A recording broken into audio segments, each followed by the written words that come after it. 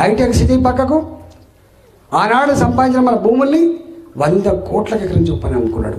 100 కోట్ల ఎకరం. ఆ పైసలు ఈ పైసలు తెచ్చిండు, బ్యాంకులో కట్టిండు. కడితే రైతుల వడ్డీ తేరింది తప్ప అసలు తేరిందా మీరు చెప్పండి?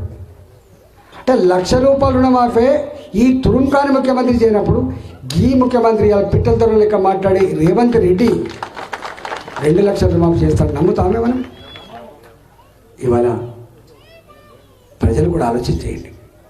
హామీలు ఇస్తున్నప్పుడు మనం చప్పట్లు కొట్టడం కాదు, హామీలు ఇస్తున్నప్పుడు బోర్ల పడడం కాదు, అమలైతే లేదా చూడాల్సిన బాధ్యత ఉంది మన మీద.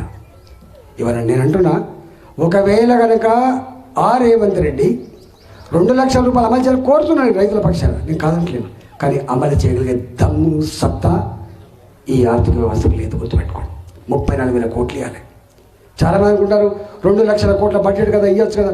2 లక్షల బడ్జెట్లో ఇలా మీరున్నారు, నౌకరీ చేస్తాను మీరు 12,000 రూపాయలు జీతం, ఇల్లుకి రాయి 5,000, కరెంటు బిల్లు నల్ల బిల్లు 500 రూపాయలు, పిల్లల ఫీజులు 1000 రూపాయలు, తిండి ఖర్చు పోతే అల్లికి అల్లి 0 ఉంటుంది.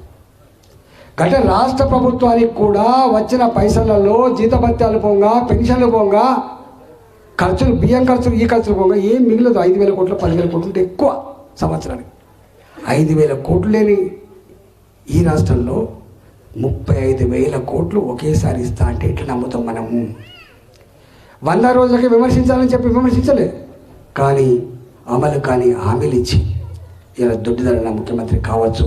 కానీ నేను డిమాండ్ చేస్తున్నా, నా రైతులను ఏడిపించుకునే ఖబర్దార్ రేవంత్ రెడ్డి ప్రభుత్వానికి హెచ్చరిస్తున్నాను.